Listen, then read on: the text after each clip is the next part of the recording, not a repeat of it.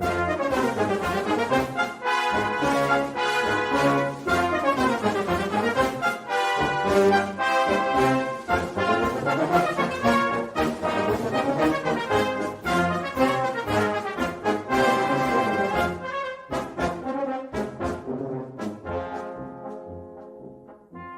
listening to Three's a Crowd, the North East Footy Podcast, with Rye for Borough, Steve for Newcastle United, and Ted for Sunderland.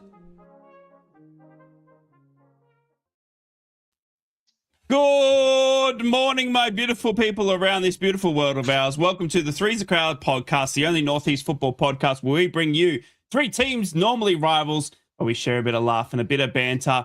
It is a big good morning from all three of us. We hope you're fantastic, safe and well. FA Cup is on the horizon for all three North East teams today. We're going to talk about that. We're also going to look back as the wheels come off on Sunderland. I was teasing him before we even went wild. Look at this shake of his head. Hey, I'm just staring at him. He's renovating, everybody. He's a little bit stressed. He hasn't got any pants on because he's moving house and he couldn't find any. All right, so make sure that you don't zoom out or anything like that if anyone can do that with Grok and the AI. I'm bringing you closer. Oh, no, quick. He's hanging on by a paint tin. And it's a big good morning to Steve, who was a little bit late because he was doing his hair. Good morning, Steve. Good morning, chaps. Good morning, everybody. Hope everyone is fitting well and looking forward to an FA Cup weekend. I know, right? Beautiful. Cup weekend. Can't wait. And good morning to you, Teddy boy. Of course, you are probably wearing pants, but don't show the audience. I am. I'm in my work shorts and in my scrubs. Apologies, I've got no Sunderland clubber with me because I refuse to decorate in it. I just don't want to get my nicest clothes dirty. So yeah, fitting well, mate. Just moved in. We're moving into the new apartment, so that's why I'm here. Where's me at?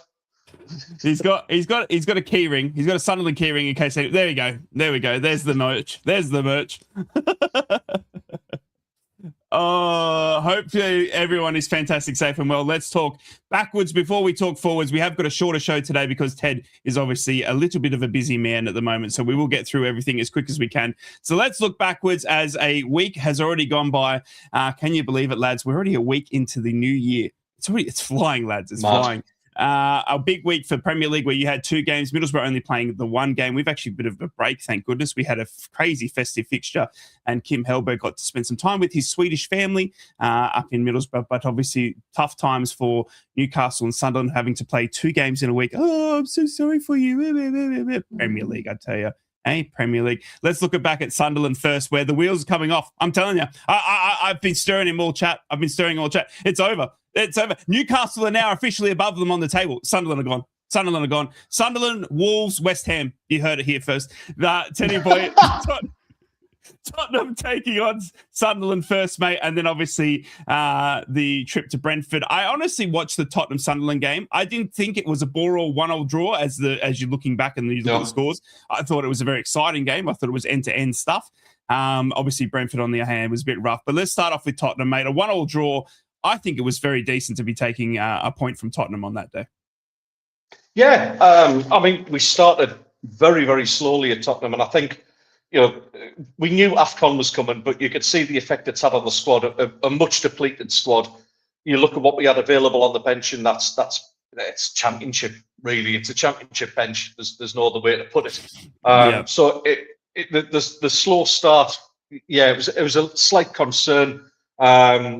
Conceded a goal that was very unlike Sunderland to concede. Conceding from a set piece just hasn't been something that we've had any fear of so far this season. But obviously, like missing Ballard as well for that game, or for the majority of that game, he came on the second half. It just looked a little bit leggy. Second half, totally different story. In fact, I think if any side was going to win that game in the second half, it was Sunderland. I think we got better as the game went on. Just 10 points with the remaining 17 fixtures. I think we'll be all right. Gary. We'll be fine. We'll be fine. I thought the Tottenham game, despite the slow start, we finished it well. Against, all right, Tottenham's a little bit of a car crash team. They don't know where they are. But yeah, listen, coming away from that stadium with a point in the bag, brilliant. The Brentford game, I went in that. I was talking to Big Nige. Big Nige will be in the chat somewhere. I'm sure of that. I was speaking to him just before the game and during the Brentford game, saying that this is the one that I think we'll lose, and I was proved right by it. Obviously, yes, I'll come back to the incident that changed the game for me, but yeah, the squad, we started very, very similar to what we did against Spurs. It was slow. There was mistakes being made that were uncharacteristic. So the likes of Mukiele, Alderete, even Xhaka didn't have his best game, I thought, against Brentford either. You expected to improve. We did in the second half. We got the penalty, and then Enzo Lafay Can we does talk that. about that? Honestly, what was he thinking? I was straight in the chat to you. The memes, the controversy. I mean, look, I get it. I think, look, and you said it rightly, I think. And look, let's be fair to him. Enzo Lafay's been fantastic for Sunderland ever since coming in. Yeah. But at that stage of that moment, it goes in, he's a hero, but it didn't. Yeah. And he looks like an absolute. You know what I mean? There's been, in my opinion, there's been a massive overreaction from a certain contingent of Sunderland fans over it. Yes, but again, my opinion only, he shouldn't have done it at that stage of the game. That was one of them that you get your laces through it, you get us to 1-1. If we equalise, we're not losing that game because we were actually in the ascendancy at that point. The effect that had mentally on the rest of the side, which, you know, you've got to question that a little bit as well and kind of go, you've got to keep your heads up. You've got the opportunities to score now. But, you know, after that, it was a little bit of a heads gone moment. And then we concede the second. You're absolutely chasing the game from there with not enough quality on the bench to do anything with it. So I'm not massively upset with Lafay. It was a very, very silly thing to do at that stage of a Premier League match. The lad's absolutely gutted about it. You know, it was. He'll need to pick his head up. He'll give us a great performance against Palace in the league, I'm sure, next week. I'm not sure whether he's playing today or not. It might be a little bit of a change around with the team against Everton.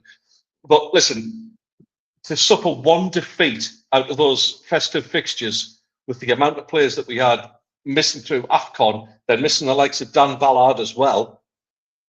Well, I think we've had an absolute touch there because we've got points off big clubs there, and yeah. I'm more than happy with that. I'm not happy with the nature of the defeat against Brentford, but the residing form, and to be honest, that striker is absolutely just red hot right now, and he's capable of doing that. He's in the vein of form that's similar to Haaland. You know, he can do that to any team. So we haven't got to be too upset about it. I think it's a good distraction, the FA Cup this weekend. I love the FA Cup. I've shared that little piece that I wrote about my love for the FA Cup and why we should respect it.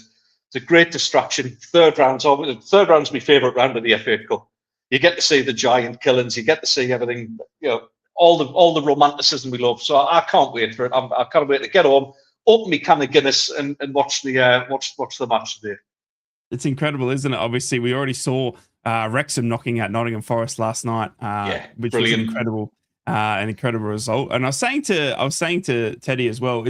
For me, it was a bit disappointing in that because it was all the focus was on Ryan Reynolds, who was obviously in attendance, and not so much the players out there. But I want to talk to you lads about that very soon. Steve, a look back for Newcastle United, mate. Massive week. Obviously, it was 2 games at home after being away for the Christmas period. Obviously, the fixturing obviously coming thick and fast for Newcastle. But I predicted you to do a lot worse than you did, mate. Newcastle knocking off Crystal Palace 2-0 at home, and then that game against Leeds. My goodness me, that was an absolute all-out, fun fair. I mean, Daniel Farke has got a Leeds team playing very well in the Premier League, which everyone thought that wasn't going to happen.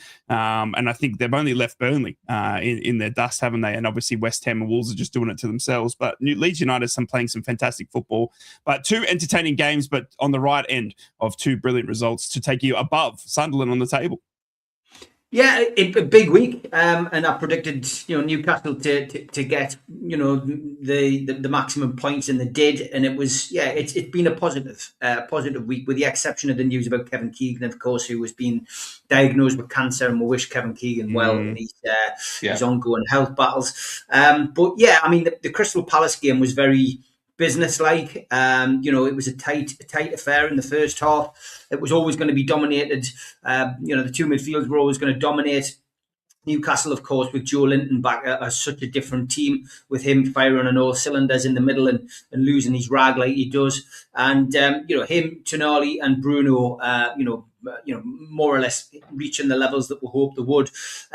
Credit to Wharton and Hughes in the midfield for Palace, because they were exceptional. And in the first half, they managed to hold on to our midfielders and frustrate them. But the second half, Malik Chow again with a goal, which he's proven to be quite influential as a goal scorer from the back. And Bruno Guimaraes, captain fantastic, is leading by example. It was a tactical switch against Crystal Palace, which changed things for Newcastle that day. Tonali going off, Bruno switching to the middle, and he literally dragged Newcastle to victory in that game, which was fantastic.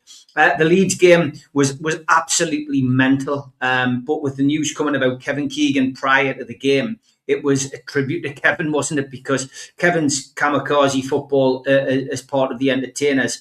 With the exception of Sunderland fans, Newcastle were everyone's favourite second team, and it was that kind of game. Newcastle were on the front foot, but so were Leeds, and it was a head-to-head, which Premiership games are exciting, and that's what you want a Premiership game to be like. And it was goals.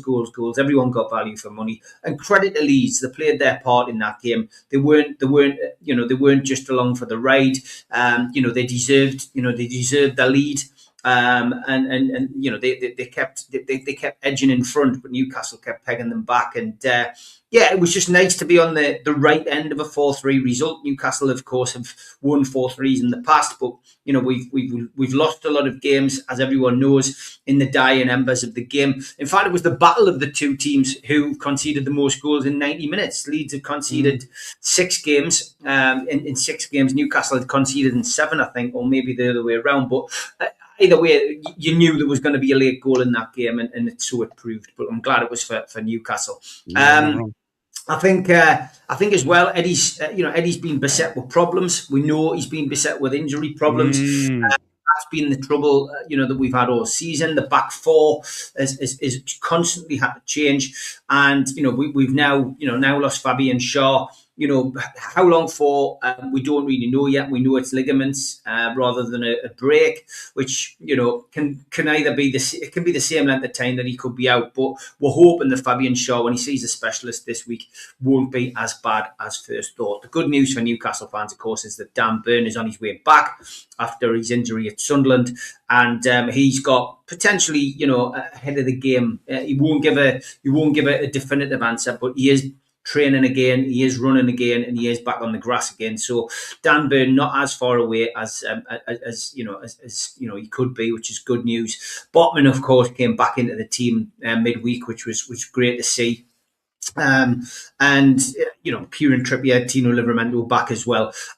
I'm expecting when we get ahead to it, massive changes today though. And Newcastle really have to look at this sensibly. They've got to prioritise the game on Tuesday night, because we've got a huge game Tuesday against Man City in the Carabao Cup semi-finals. So Newcastle will, I imagine, change things massively today. But yeah, 2 good wins, 6 points on the board. Been a lot of banter online, of course, because Sunderland, a lot of Sunderland fans have been reveling in the fact that they've been above us all season. I did predict that Newcastle would go above Sunderland prior to the derby. And I was wrong, and credit to Sunderland for that, because they have played well. They've done what nobody could imagine they've done, and they've had that little bit of a blip, and they will have a blip again, and it's what happens. It's what happens in football. But as Ted knows, and I've said this all season, it's what happens in May. It's what happens in the 2 games and what happens in May. 100%, and no Newcastle fan really is celebrating the fact that we're above Sunderland, because we believe we should be above Sunderland anyway, and we should be. The money that we've spent, the amount of time we've been in the Premier League, and it's one of those situations. You would expect Newcastle to be above a newly promoted team, whoever it is. So credit to Sunderland for doing that for so long. But we, now that we're in front, I'd like to think we can stay in front and be the top dogs of the North East come the end of the season. That's the aim anyway for us. Until the Swedish takeover comes, we're coming in hot, mate. The Swedish takeover, Steve, on everyone's lips. While I've got you, mate, and on the back of that as well, because everyone at Middlesbrough, including, I mean, everyone I speak to, is worried about Matt Targett being recalled, given that Newcastle have got so many significant injuries. Now, I've spoken to Matty actually, and obviously you've known Matty well as well. He's out of contract at the end of this season with Newcastle United. Given the injuries, can you see Newcastle United recalling Matty Targett? Eddie Howe was quite midst of it, and I'll tell you what Matty said to me. He said that can't see myself playing again for Newcastle, given that I'm out of contract at the end of the season. Have to wait and see, though. Yeah, I don't see Matt Targett coming back to Newcastle. I mean, Eddie was asked the question in the press conference, so obviously it's going to make a couple of paragraphs in the in the news over the course of the weekend. It's just not going to help him, and it's not going to help Newcastle. I genuinely don't think. I've said it before, and I'll say it again. He's not now a Premier League player. He's not capable of playing in the Premier League. I think it would need to take another couple of injuries for Newcastle to even contemplate that. I would be very disappointed if we did bring him back, and it would be disappointing for him because he's established himself in the team at Middlesbrough. He's got a chance of winning a title at Middlesbrough, winning a trophy and getting them into the Premier League. It's something which he should be allowed to do, and I think that's it's obviously what Eddie's going to say. He's not going to rule it out because ultimately, if we are in a mess, then he might have to go and bring him back in. But no, I don't think that's a priority, and I would think that Newcastle United would be looking at this and saying, if the injury to Fabian Schär is seen as season ending, they will clearly have to have a look and say, right, what do we do? Can we bring in somebody in loan? Do we go out and buy somebody? Do we tap into the summer budget and go out and buy somebody now who is going to be part of the team? It's so sad for Fabian Schär because he was being a great servant. He's just played his 250th game for Newcastle, and he is still playing at that level where he could probably get another year out of Newcastle United and do it justice. But if this is the way that his career ends at Newcastle, it'd be very, very sad. But I wouldn't worry, Borough fans. I don't think Newcastle will go in for Matt Targett and bring him back. There you go, straight from the horse's mouth. Eddie Howe, you listen to Steve over everything, please.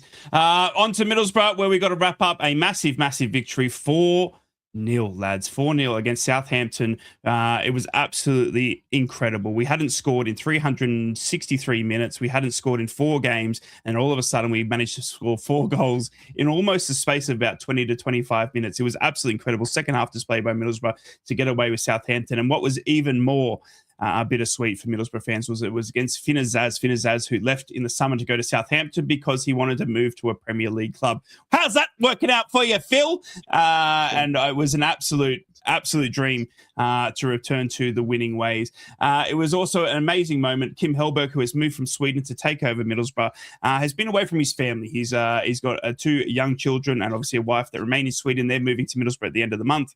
And it was a moment just over Christmas where we saw his young son running across the training ground to see his dad and run up and get a big cuddle from his dad. And it led into this game. And I just it all was just a bit emotional for everyone because it was no goals. We know that Kim has got us playing absolutely fantastic football, but we just could not put it in the back of the net. Well, we managed to do that in a massive, massive way. 4 goals to the good. Middlesbrough now obviously need to look to the transfer window because our injuries are starting to rack up. I think 2 seasons ago, Newcastle and Sunderland fans, where Newcastle and Middlesbrough were decimated, Middlesbrough is starting to get to those levels again.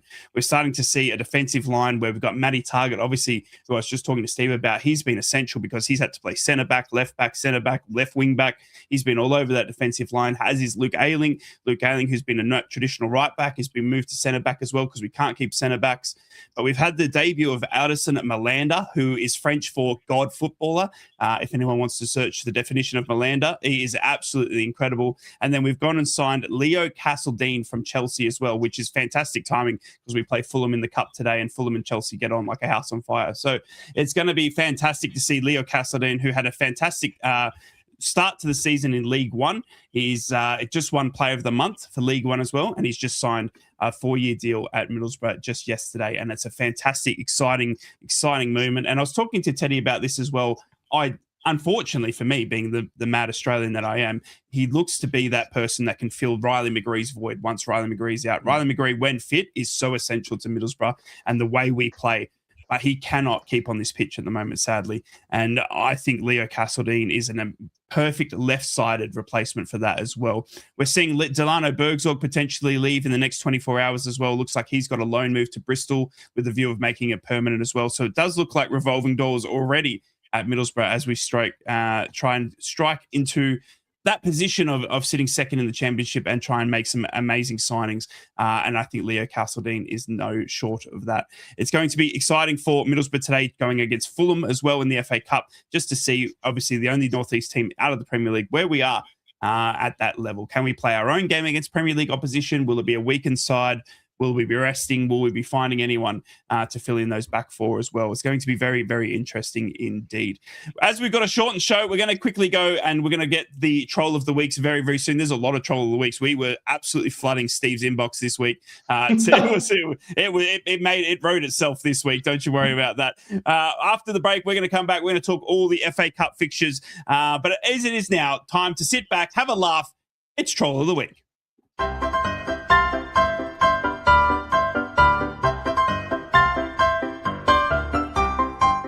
Yep, thanks to everybody who sent them in. First up, when you've got the Battle of Waterloo at 9 and West Ham away at 3. Very good. Get the badge in, son. Get the badge in. Thomas Frank, after just 6 months as manager of Spurs. And Gyökeres's heat map versus Liverpool. Lewis Miley's next game today. Suits it. And I never thought I'd say Roy Keane was as big a faff but to sit on Sky Sports and say Eddie Howe is who United should go for. Eddie bloody who? Genuinely pathetic to even suggest that. Do these absolute muppets even watch football? Yes, I've lots of links with Eddie this week. Joey Barton, darts is only a pub game anyway. It's just a pantomime sport. Overweight, smelly men dressed in Hawaiian shirts coming out WWE style to cheesy songs, throwing metal pins at a round board isn't a real sport. Let's just play on the panto baddie here, that's all. Yes, Joey, still very prevalent on social media. Andy Burnham weighed into this one. He never learns, does he? I'm 56 today and admittedly a little old school when it comes to football, but no one will ever convince me that a minor hair pull and a sarcastic clap is enough to reduce a team to 9 men. That was strange. I despair about Premier League football, says Andy Burnham. Yeah. This one from a rather annoyed Sunderland fan. The visitors have just celebrated going above a newly promoted club after 21 attempts. Nobody can ever convince me that they are bigger than us. We run this region, says Jack. Oh, that's brave, Jack. And an old lady was walking past Old Trafford with some heavy shopping. Jim Ratcliffe shouted out of the window, "Hey love, can you manage?" The old lady replied, "Beep off, Jim, I don't want the job."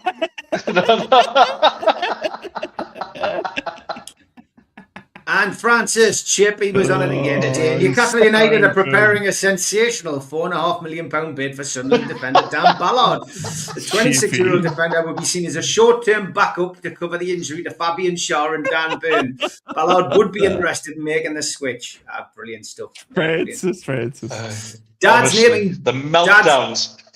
Oh, it was good, wasn't it? Dad's naming boats might be my favourite thing ever. A boat time. Fishizzle. Feeling naughty. Very clever. Peer pressure.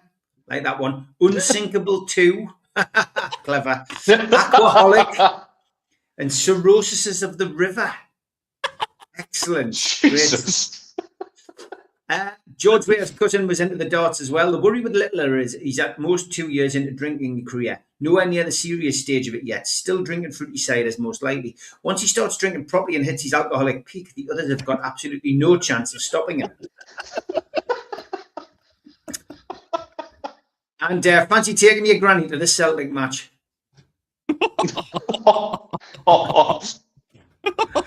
Dear Lord.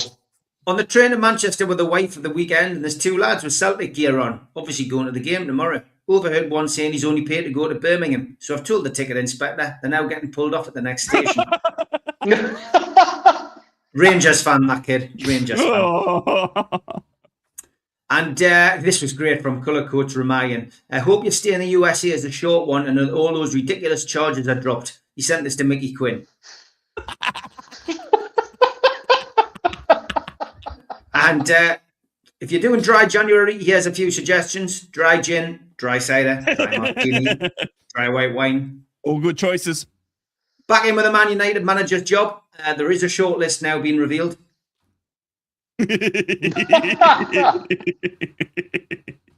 Sam Allardyce and Donald Trump. Donald. Oh, go on the Donald. Breaking, Ruben Amorim has applied for the Chelsea job just so he can sell Garnacho again. It's crying in the background. And Zinedine Zidane as learning English so that he can reject Manchester United. Celtic hit the panic button. They got rid of Mr. Nancy. Oh. And they broke the emergency glass. And in the strawberry this weekend, somebody sneaked in and left a wanksy. Very. An ex-Southampton and Swansea duo, Nathan Dyer and James Beattie, have opened up a sweet shop together. Diabetes coming out High Street near you very, very soon. Thanks to everybody for sending them in. If you want to send some tweets in to me, then get them over to nufcmatters1892@gmail.com. Failing that, get them over to the lads on their social medias and we will feature them on Troll of the Week.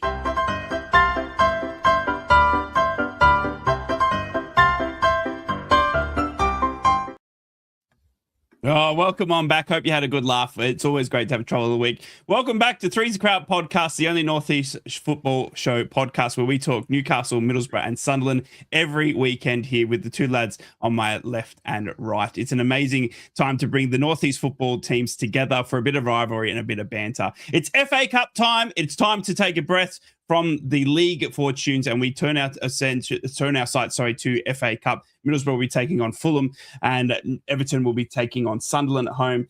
And it's going to be a massive,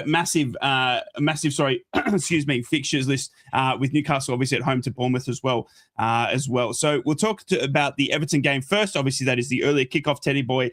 Everton, a trip for Sunderland fans to go to the new Everton ground as well. Which is going to be interesting, but. A chance for Sunderland to maybe rest up a few of those players that have been playing every Premier League game. You've had 2 games in the week. You've still got 2 players still at AFCON as well in Diaby and Talby. I think it's a good chance maybe here for Sunderland just to take a little bit of weight off some of those players that have maybe been playing every game. It will be interesting though. Obviously, a Premier League opposition at the new ground in Everton as well. How do you see Sunderland at Everton happening today, mate? So just to put any Sunderland fans' minds to rest there, we haven't signed Abu Diaby. It's Diarra who's still at that. What did I say? Did I say Diaby? Diaby, yeah. That's a blast back from the Diarra. past. No, it wasn't. Yeah. Wow. So it's Diarra and Talby who's still over there playing in the semi-finals. Good luck to them. I'm old. Yeah, you are. You're older than you look. Listen, 2 of the lads still at AFCON. The rest of the lads are actually back in Sunderland now after their various stages of exit during the competition. I felt a bit weird about it, to be honest, because the African lads, they love representing their country. They get so much pride and passion out of that. They treat it so much more, with so much more affection than what I think we do in terms of the English international stuff. So lovely to see that, and obviously you want them to do well, but my God, I was glad when a couple of their teams went out and we're actually starting to get some players back, because we have missed them, especially the likes of Ronaldo. If it wasn't for Xhaka, probably our player of the season so far. It's going to be an interesting lineup. Regis Lebris has hinted that he wants to play as strong a team as possible, but he's got to have conversations with some of the squad and say that, some of them do need a rest. Some of them do look a bit leggy. I wouldn't be massively surprised if Xhaka maybe is sat on the bench for this one. I don't think he'll like that an awful lot. But I think, at 33, you've got to look after the legs a little bit and just play it sensible, I guess. Have him as an option by all means. But yeah, at the same time, like I said in the article that I put together, I'm a huge believer in playing your best side where possible in the FA Cup and treating it with some respect. It's been disrespected by too many managers and massively disrespected by the FA in recent years. And the magic isn't gone out the FA Cup. No. We've seen that last night with Wrexham. Whatever you think of Wrexham and the way they go about business, it's still a giant killing at the end of the day. So yeah, listen, I'm bang up for this. I can't wait to see the game. I don't know what Everton are going to do in terms of are they going to rest a lot of players. David Moyes is kind of under a little bit of pressure. The Everton ownership is under a little bit of pressure because the way this sort of dynamic ticket pricing is going down at their stadium is not going down well good. At all. No, it's not. It's not. And Everton are a good community club. They've got proper working class fans in a working class area. There's always been a good relationship between Sunderland fans and Everton fans. So we kind of feel for them when you're seeing standard seats going for about 400 quid for the Liverpool game. It's insane money, absolutely insane money. So yeah, what they choose to do today, I've got no idea, but I think Regis will play as competitive a squad as possible. I think we'll see Mundle probably start. I think we might see our last appearance or appearances from Dan Neil. But to all intents and purposes, looks like he's off to Rangers, who are one of the interested parties. Apparently Wolves were taking a look at them as well. I would quite gladly take their money. Obviously planning for the championship for next season. Yeah, not wrong. So yeah, there's going to be a couple of them. It's rumoured that Luke O'Nien probably will be looking to go as well, which is a shame, in terms of somebody to have around the training pitch and around the back room. He's been fantastic, but he's not cut out for the Premier League. I think we all know that. He's made a couple of cameos. That man. Sunderland through and through. He is, and I think it's it should be interesting to see where he goes next, because is he kind of going to settle the same way? There's clubs like Birmingham taking a look, who look like they're going to make the Paddy Roberts deal permanent as well. Yeah. There's clubs out there will love to have a player like Luke O'Nien who will just run through brick walls for you. Yeah. Given Borough's actually current predicament with their defence and a couple of injuries, he wouldn't be a bad shout for Borough, because he lives in the area. I think he's settled here. There, he's not in Cyprus. That'd be a hell of a commute. So yeah, I think it should be today's lineup will be all about giving people their chance to have a run out, a chance to rest a couple of players, and a chance to get the AFCON lads back up and running again, and against Premier League opposition as well. I really, really want the cup run this season. I know, obviously, Premier League is the most important thing, and I think Gary mentioned it as well. Whether Newcastle finish above us or not is immaterial. If we're playing Premier League football next season, we've had a good season, a seriously good season. But it would just be nice. It would just be nice, because we haven't had a decent cup run for years now. And the FA Cup is important to Sunderland fans. You only have to look outside the stadium, like at the statue of Bob Stokoe, to see what an FA Cup win actually does for you as a person to the fans. It immortalises you. So it would be lovely to see a cup run, and why not? Let's try and get our hands on some silverware. I think we've got the playing staff to actually go and do something with it. You watch, we'll get tonked 4-0, we'll be out in the third round. Well, on that, give us a prediction. Obviously, you have got the early kickoff while we got you. Give us a prediction. Everton at home to Sunderland. See, in days gone by, I would have said a draw and we'll take them back to our place. But the FA have totally shafted the FA Cup competition. I can't stand them. I'd miss the replays. I think it's going to be a tough ask, but I can actually see us bouncing back. I think we might just sneak it today with a daft little 1-0. 1-0. Steve, Everton at home to Sunderland in this one, mate. Going to be an interesting one to see what type of teams they both roll out. Obviously, two Premier League oppositions, but also a tough trip to Everton's new ground. Yeah, I mean, they've always got a chance when they've got Pickford in goal. Obviously, a stone's matter. So, I genuinely can see that being a draw. I think that'll go to penalties. I don't think there'll be a decider in the game. I think both. Enzo's not taking them. Oh my gosh! SJ reckons Enzo to win it on penalties. I think Sunderland are good enough to get down there and get a draw against them. But I think it's down to the penalty shootout. So whoever comes good on the penalty shootout, it's a flip of a coin, really. And then we see Pickford crying to the cameras, but then turning around and giving him one of these ones to the side. Yeah, exactly. It's 10 years. It's 10 years ago this weekend since he made his debut for Sunderland. I can't believe he's been around that long. It's crazy. It's also on the eve he could send Sunderland through, isn't it? It's all written in the stars, Mr. Pickford. It's all written in the stars. On to Newcastle. Obviously, they're at home to Bournemouth, mate. It's a fantastic chance, obviously. It is a tough fixture grind now, Steve. Obviously, with all the injuries you've got coming back, but now you've got every single cup that is now active. Obviously, it's the first time for FA Cup at home to Bournemouth. You've still got the Champions League. You've still got Carabao Cup on the horizon as well, mate. So it's starting to get a little bit crazier for Newcastle, and Eddie Howe was talking about that in his press conference. Can we see the FA Cup being treated a little bit lightly in that regard, given that there's such a massive game midweek, or is it something that you just have to keep playing your full strength squad for and just pray that no one else gets injured?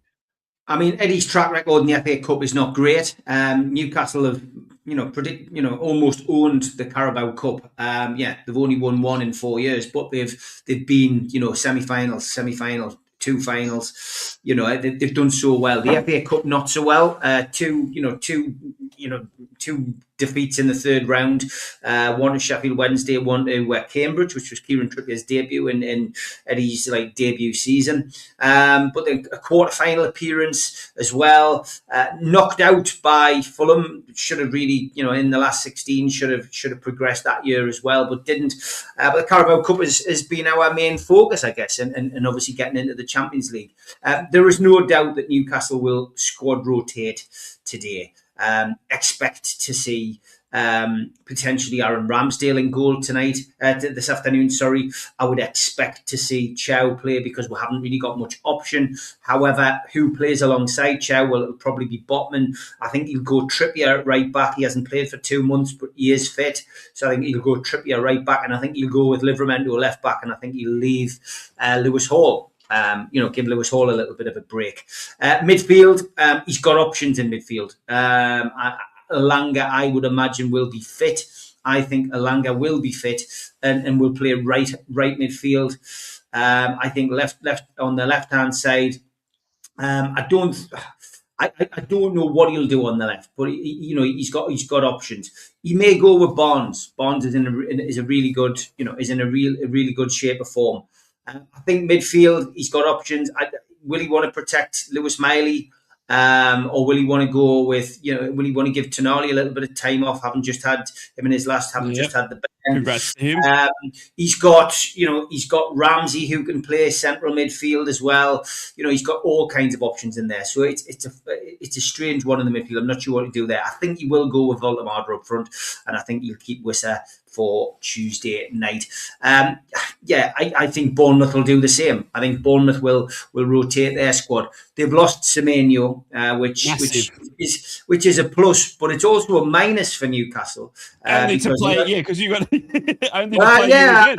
And this is where this ridiculous new law has come in. Semenyo is signed for Man City. He's cup tied usually because he's played for Bournemouth in the Carabao Cup.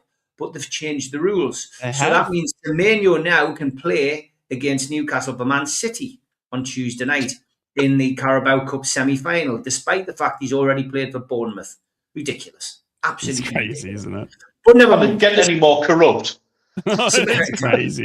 Semenyo for me, yes, he's a good player, but Anthony Langa was a good player before he came to Newcastle. What's good? Sure. There's no guarantees he's going to hit the ground running. And Man City is far more than just one player. They always will be. They've got problems at the back on Tuesday night, to be fair. Newcastle need to be able to hit the ground running, get off to a high press and quick start and hit them early. A 2-goal lead on Tuesday will be good enough for us. But getting back to today, Bournemouth, Newcastle have never beaten them in the Premier League, but they have beaten them in the Carabao Cup. So I'm going to go for a narrow 2-1 win. I think Newcastle will win this game. I think Newcastle will progress. I don't think it's going to be a game for the purists. I don't think it's going to be pretty, but I think Newcastle will have a strong enough team put out today to get through to the fourth round and probably get Wrexham at home. wouldn't be surprised. Teddy boy, obviously Newcastle, they've had a good week at home, mate. 2 wins on the bounce, obviously taking them above the Mackems in the league, but it's time to FA Cup, mate. How do you see this one playing out, and give us a prediction for Newcastle United? Are they above us in the league? Nobody's mentioned that. He has 3 names. He has, hasn't he? I like rubbing it in. It's like my dream's actually coming true, but he's taken over the Newcastle stuff instead. For anybody who's confused by what I've just said there, I had a horrendous dream that me and Rye had a big fallout because he'd switched to supporting Sunderland and wanted to cover them. Anyway, I need to lay off that medication. Today's game for the Geordies, no Semenyo, no show, mate. I think Bournemouth are they're a pretty one-dimensional team. Most of their good stuff came through Semenyo. And even when he wasn't scoring goals and the assists, he was kind of picking up the secondary assists, if you like, and being a big part of the goals. I think it's a step too far in terms of what they've been selling. I know that they sold their complete back line. They managed to replace that pretty well. But this is a totally different ball game. They've lost their talisman. I think this is going to damage them, not just in terms of this game today. I think it's going to damage them for the rest of the season. I'm really convinced about that. I think this, even with the rotation, I think you're bringing in solid players, the likes of Trippier. All right, he hasn't played for 2 months, but he's proven quality. And to bring players like that, Livramento as well, coming back in. Yeah, listen, I think this is a good opportunity for Newcastle in the next round. I think you're right, Steve. I don't think it's going to be a pretty game, but I think it's quite comfortable 2-0 to the Geordies. Oh, it's going to be very interesting. I think it's going to be a great game, obviously, but it is interesting to see how Newcastle handle the squad management. Steve, we have to quickly talk as well, because Newcastle have got a game midweek. Middlesbrough and Sunderland don't. Newcastle will be at home to Man City in the semi-final, leg 1 of 2. Quickly, obviously, on that one, mate, because we have got to get Teddy Boy back to painting. How do you see that one playing out quickly? I mean, obviously, I would be thinking Newcastle would have that. You'd have to have that in the back of your head when you're naming the squad today. 2-0 win for Newcastle Tuesday. Newcastle will go at them, they'll get at them, and they'll score 2 goals. I think it'll be a harder game on the return game. Of course it will be. But Newcastle have beaten Manchester City once at the Etihad and at their stadium, the Etihad, and it was in the Carabao Cup, in the League Cup. So I genuinely feel Newcastle can progress. Nobody gave us a chance against Arsenal in the semi-finals. We beat them 2-0 at home and 2-0 away, and nobody gave us a chance at Wembley. And we beat Liverpool, the league champions, 2-1 at home, 2-1 at Wembley. So, listen, anybody can win. Anybody can win it. But yeah, I'm going to go 2-0 at home on Tuesday, which will give us a big advantage. But yeah, let's see where we go. It's going to be a massive weekend. Good luck to Geordies. And Mac is on to Middlesbrough quickly. Obviously, we have got FA Cup fixture on the horizon. We are away to Fulham. It is a trip to London for the mighty Middlesbrough fans. It's going to be interesting today to see how Middlesbrough line up. We are equally. It's one of those ones, lads, again, where we're second in the league. We've got some pretty bad injuries down back. We've also got some injuries down the midfield. We have got a chance now to recruit, but do we go and risk our full strength squad? Well, I think we do. I think it's a chance for Middlesbrough to play the way they want to play. If and such we were to get promoted, it's a great chance to see us against Premier League opposition and a team that's obviously, is stable in the Premier League as well. Now, Fulham haven't been without their bad losses, but they beat Chelsea just recently, not too hard with old Rossoir, who's now in charge of Chelsea there, Teddy Boy. It's going to be incredible to see Middlesbrough at Premier League opposition as well, something that we hope is on the future and the near horizon for Middlesbrough fans, and getting to Fulham and having days away like Craven Cottage. Adelson Malander was a fantastic debutant last weekend in centre-back. You would expect him to play with the substitute of all of our other centre-backs that are injured. Dale Fry should be returning soon. We will be without the still Riley McGrees. Alex Bangura looks to be a significant injury as well, Middlesbrough fans. Will we see a debut from Leo Castledine? Did he sign in time yesterday? It'll be fantastic to see which type of team Middlesbrough go for. And it's going to be interesting for me to see Kim Hellberg, because Kim Hellberg has made a statement when he came into Middlesbrough. He said, obviously, we want to play with the ball. We want to have the possession. We want to have the chances. We want to play attacking and wing play, I guess you could say. Now, do we have the chance to do that against Premier League opposition? Can we play the way we want to play against the Premier League opposition, or will we need to be flexible? And it's be that interesting statement that a lot of people seem to have when managers start to become undone. Is that, do they have a plan B? Do they have a plan C? Do they have a way to get the ball back, or to get, to play a different style? Because Fulham are going to be a tough opposition. Will Fulham play a full-strength squad? I don't think Fulham have got anything to lose by not playing a full-strength squad. They've got no other cup fixtures, obviously, and a good little FA Cup run would do nothing to Marco Silva's chances. Obviously, he's been under pressure there at Fulham, but Fulham obviously have come back in a big way. Tough opposition, tough afternoon, but I still think Middlesbrough are going to be up for this, and it's going to be exciting to see the way. I'm just excited to see the way we come up against a Premier League opposition, Teddy boy, because obviously you knew it. You obviously went up to the Premier League. You absolutely replaced your squad. We don't have the ability to do that today. We've still got a largely championship-based squad. We've got a lot of injuries. Obviously, only one fit striker still. We have got the signing of Leo Castledine. I think our defense is kind of sorted. Matty Targett should play, I hope. I mean, there was this rumours, obviously, him going back to Newcastle. Will he be cup tied and all this sort of stuff? But I think Matty Targett will still play. George McCormick, obviously, he, a reputable youngster that can play. But I still think Middlesbrough are going to be up for this. I'm going to go for a 1-1 draw here, and I'm going to say Middlesbrough take Fulham to penalties, mate. But just quickly, because I know we have to get you off, how do you see this one playing out? Weirdly, I actually see it exactly the same way, mate. Fulham are buoyed at the minute. Obviously, the result against Liverpool was absolutely incredible. I mean, that last-minute goal was absolute Roy of the Rovers stuff. They are confident at this moment in time, but Middlesbrough are playing good football, and I think if they show a bit of courage and actually don't show Fulham too much respect, they can actually surprise them a little bit. I think, honestly, I'm sharing the opinion with you. I'm going to go ones each as well, and I think you might just edge it on penalties. I think if you peg them back and get the draw, Middlesbrough through on penalties. There you go. Oh, I'm very excited. It's good just to see, I think, today, Steve, obviously Middlesbrough coming up against Premier League opposition in Fulham. How do you see this one going? Yeah, I'm going to go for a 1-0 win for Borough. I think Fulham will go massive on the old squad rotation.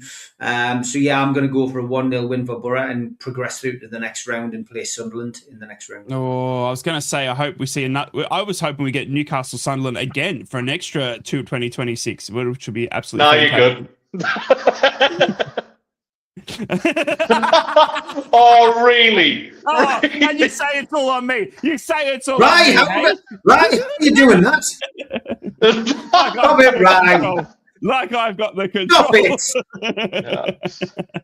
He's had that ready for 21 games, man. Can't we? It's been there, saved. It's his wallpaper ready to go, mate. You think he's all over me? Hey, it's all over me. He's giving Don't it to mention him. Wallpaper. Well, it's going to be an FA Cup victory. Pickford to let Sunderland win. Newcastle go over Bournemouth. We'll see another derby in the next couple of months. It's going to be very interesting. Or Newcastle, Sunderland versus Middlesbrough in one of those games potentially as well, which could be fantastic. Could be a little bit more to this channel. It's been a fantastic afternoon, a fantastic morning. If you are traveling to any of the games or going to the games, please stay safe. Please bundle up. It does look quite frosty out there, and make sure that you enjoy a safe afternoon in the FA Cup. Not for you or me, Steve. I've got bushfires going on around me, mate, let alone what you've got going on. It's crazy here. We had 42 degrees yesterday. 42 degrees. I'm sorry, English fans. I'm sorry. Take care of one another. Be kind of one another. Thank you so much for tuning in to Three's a Crowd. We're here every weekend. Make sure you consider liking, subscribing. If you want Newcastle content, you go to Steve Wraith. If you want Sunderland content, you go to Ted the Macam, who's just launched new stuff on Facebook as well. So make sure you go check him out on Facebook. And if you want anything Middlesbrough, you can't miss my big fat head at Invictus on most of the socials. Take care of one another. Be kind to one another. Enjoy your FA Cup games. I will see you all later for the Watch Along Borough fans. Take care of one another. Be kind to one another. It's bye for now. Three's a Crowd podcast will return. That's not a threat. It's a promise.